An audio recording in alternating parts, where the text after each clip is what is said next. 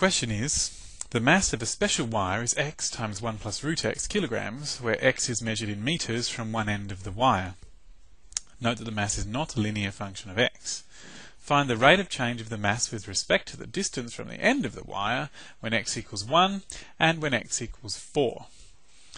Okay, so we're trying to find a rate of change of mass with respect to distance from the end of the wire.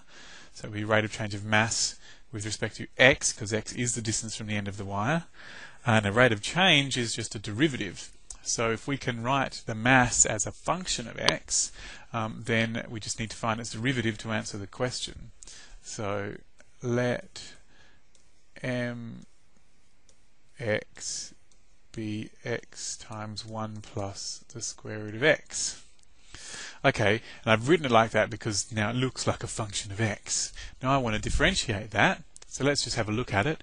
X times 1 plus root x, I could use the product rule because it is a product, but it looks to me that if I expanded it out, I'd just have x and then x times root x, and I can rewrite x times root x as just a power of x, and that would be heaps easier to differentiate than using the product rule. So I'm going to go down that road. X plus x root x, which is x plus x times x to the half, which is x plus x to the 3 halves.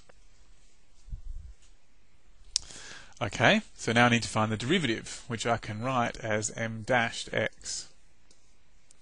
So derivative of x is 1, derivative of x to the 3 halves. So I times by current power, reduce power by 1. So that's 1 plus 3 halves root x. Okay, so I want to know what this rate of change is when x is 1 and when x is 4.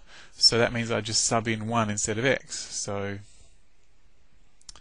rate when x is 1 is m dashed 1. That's what it means, the rate of change when x is 1.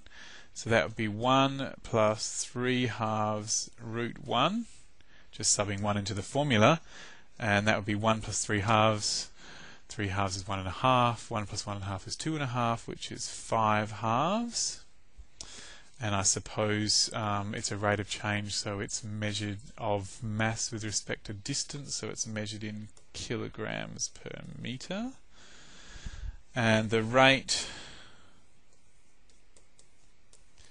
when x is equal to 4 is m dashed of 4, which is 1 plus 3 halves root 4, which is, well, let's see, root 4 is 2, 3 halves times 2 is 3, so 1 plus 3, which is 4 kilograms per meter.